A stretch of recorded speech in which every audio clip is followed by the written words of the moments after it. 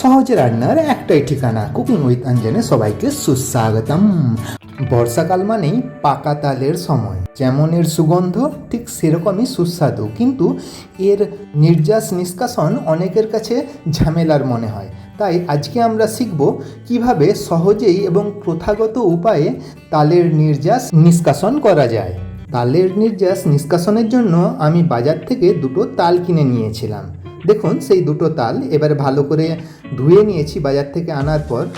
এইবার আমরা এই তালের খোসাটিকে ছাড়িয়ে নেব। প্রথমে ওই যে উপরের সবুজ অংশটি, এটিকে আগে ছাড়িয়ে নিতে হবে চামচ বা ছুরির সাহায্যে। যেটা আপনাদের সুবিধা মনে হবে সেটার সাহায্যেই আপনারা ছাড়িয়ে নিতে পারেন।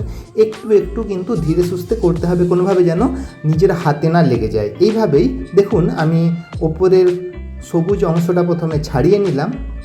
এইবার আমরা তালের ওপরের যে খোসাটা সেটাকে ধীরে ধীরে ছাড়িয়ে নেব। এখন তালের খোসাগুলোকে একটু একটু করে ছাড়িয়ে নিচ্ছি। এগুলো ছাড়ানোর সময় একটু সাবধানতা অবলম্বন করতে হয়, কারণ হাতে লেগে গেলে হাত কেটে যাওয়ার সম্ভাবনা থাকে। এমনিতেই ছুরি প্লাস এই যে তালের যে খোসাগুলো সেগুলোও কিন্তু বেশ ধারালো হয়, ওই জন্য হাতের লেগে যাওয়ার সম্ভাবনা থাকে, যার কারণে খুব সাবধানে এই খোসাগুলিকে ছাড়িয়ে নিতে হয়। দেখুন আমি এখন এই খোসাগুলি ছাড়িয়ে নিচ্ছি। একটু একটু করে তালের পুরো খোসাগুলোই আমি ছাড়িয়ে নিচ্ছি। এইভাবে কিন্তু ছাড়িয়ে নিতে হবে পুরোটা, না হলে এই তালের রসটা নিষ্কাশন ঠিকঠাকভাবে হবে না। এইবার বাকি যে অংশটা একটু আধটু লেগে আছে সেই জায়গাগুলোকেও আমি ছাড়িয়ে নিচ্ছি একটু একটু করে, খুব সাবধানতার সাহায্যেই আমি ছাড়িয়ে নিচ্ছি। এইবার ওপরের যে অংশটা, যে সাদা যে অংশটা, সেটাকেও ছাড়িয়ে নিলাম। ছাড়ানো হয়ে গেছে আমাদের তালটা। এইবার তালটিকে ছোট ছোট কোয়াতে ভাঙার আগে ছুরি দিয়ে এইভাবে দাগ করে নিতে হবে, 3টে কি 4টা সুবিধা মতন, যেইভাবে যতটা সুবিধা প্রয়োজন হবে সেই অনুযায়ী এগুলোকে দাগ করে নিতে হবে। এরপর একটু চাপ দিলেই এর মধ্যে থেকে যদি 2টো বা 3টে কোয়া থাকে সেইটি ছেড়ে যাবে। দেখুন ছাড়িয়ে নিয়েছি। এখানে আমি তালটিতে 3টি কোয়া পেয়েছি একটা তালে।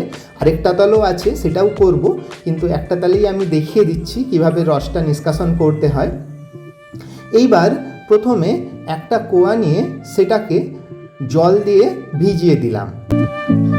জল দিয়ে থালায় ভিজিয়ে নিতে হবে, এবং জল দিয়ে ভেজানোর সময় এই যে অংশটা পুরোটা যেটা শক্ত হয়ে রয়েছে সেই অংশটাকে একটু খুলে নিতে হবে, কারণ এর ভেতরেই রয়েছে সেই নির্যাসটা, যেটাকে আমাদেরকে বের করতে হবে। এই জন্য আমি 3টে কোয়ারি অংশগুলোকে একটু একটু করে ভেঙে নিচ্ছি বা খুলে নিচ্ছি, এবং খুলে সেগুলোকে জলের মধ্যে ডুবিয়ে দিচ্ছি। দেখুন এইভাবেই আমি ধীরে ধীরে ধীরে ধীরে কোয়াগুলিকে একটু একটু করে খুলে নিয়ে জলে ডুবিয়ে দিচ্ছি। এরপর একটি গ্লাভস পরে নিলাম, দিয়ে ভালো করে প্রত্যেকটা কোয়াকে এইভাবে চটকে নিতে হবে। যতটা নরমভাবে চটকানো যাবে ততটাই কিন্তু এখান থেকে সুন্দরভাবে নির্যাসটি বেরিয়ে আসবে। এই জন্য ধৈর্য ধরে ধীরে সুস্থে জলের মধ্যে রেখে, অল্প অবশ্যই জলটা অল্প থাকবে, অল্প জলের মধ্যে রেখে ধীরে ধীরে ধীরে ধীরে এগুলিকে কিন্তু এইভাবেই চটকে নিতে হবে। অনেকে গ্রাম বাংলার ভাষায় এই বিষয়টিকে তাল মেরে নেওয়াও বলে, অর্থাৎ এই যে রসটা নিষ্কাশন করার আগের এই পদ্ধতিটাকে তাল মাড়াও বলা হয়। তো আপনাদেরকে জানিয়ে দিলাম বিভিন্ন টার্মগুলো, কারণ এগুলোকে বিভিন্ন জায়গার ভিত্তিতে আলাদা আলাদা ভাষায় বলা হয়ে থাকে। দেখুন আমি এইবার 3 নম্বর কোয়াটিও ভালো করে চটকে নিচ্ছি। এইভাবেই চটকে নরম করে নিয়ে এর মধ্যে রসটিকে আমরা নিষ্কাশন করে নেব। প্রায় হয়ে এসেছে আমাদের, এখন হয়ে গেছে। এরপর আমি একটি হাঁড়ি নিয়েছি এবং তার উপরেই একটি বাঁশের ঝুড়ি নিয়েছি। এই বাঁশের ঝুড়িতেই কিন্তু অনেকে অন্যভাবেও করে থাকে, কিন্তু এটি হলো ঠিক প্রথাগত পদ্ধতি। এটিতে খুব সহজে এবং খুব ভালোভাবে এই রস নিষ্কাশনটি হয়ে থাকে। এই যে আমি একটু আগে কোয়াগুলিকে চটকে রেখেছিলাম, ওগুলোকে নিয়ে এইভাবে ঘষতে হবে।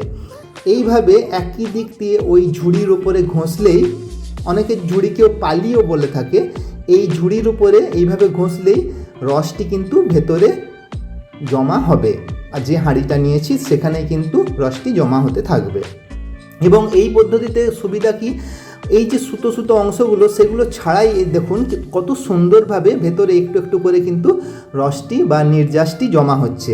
এইভাবেই আমরা কিন্তু প্রত্যেকটা তালে যে 3টে করে কোয়া বেরিয়েছে যেগুলোকে চটকে রেখেছি সেগুলোকে ধৈর্য ধরে এইভাবেই ধীরে ধীরে ধীরে ধীরে ঘষে নিয়ে এর মধ্যেকার যে নির্যাসটি বা অনেকে রস বলে থাকে বা মাড়ি বলে থাকে সেটিকে আমরা নিষ্কাশন করে নেব। দেখুন আমি নিষ্কাশন করে নেওয়ার পরে প্রায় হাঁড়ি ভর্তির কাছাকাছি রসটি বেরিয়েছে। এবার এটিকে আমাদেরকে ধীরে ধীরে গরম করে নিতে হবে। আমি ওই জন্য লো ফ্লেমে বসিয়ে নিয়েছি। অনেকে এইটি গরম না করেও কাপড়ে বেঁধে ঝুলিয়ে রাখে এর মধ্যেকার যে রস বা এই রসটি যে নিষ্কাশিত হয়েছে সেটিকে আরও মিষ্টি করার জন্য, কিন্তু আমি কাপড়ে বেঁধে ঝুলিয়ে না রেখে এটিকে ধীরে ধীরে ধীরে ধীরে গরম করে নিচ্ছি। এই গরম করার সময় কন্টিনিউয়াসলি কিন্তু একটা হাতা দিয়ে ঘেঁটে যেতে হবে, না হলেই হাঁড়ির নিচের দিকটায় লেগে যাবে এবং এর মধ্যেকার যে সুগন্ধটা সেটাই নষ্ট হয়ে যাবে।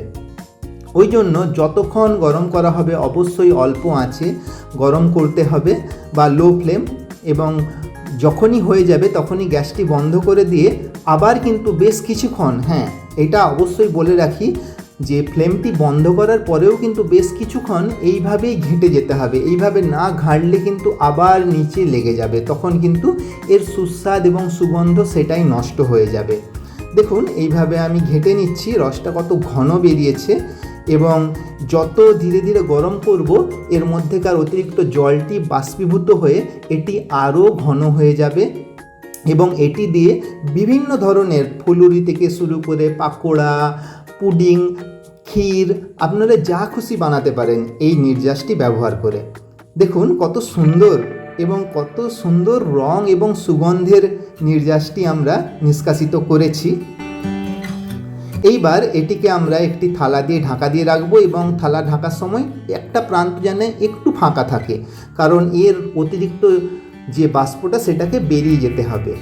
ফাইনালি আমরা নিষ্কাশিত করে নিয়েছি পাকা তালের নির্যাস।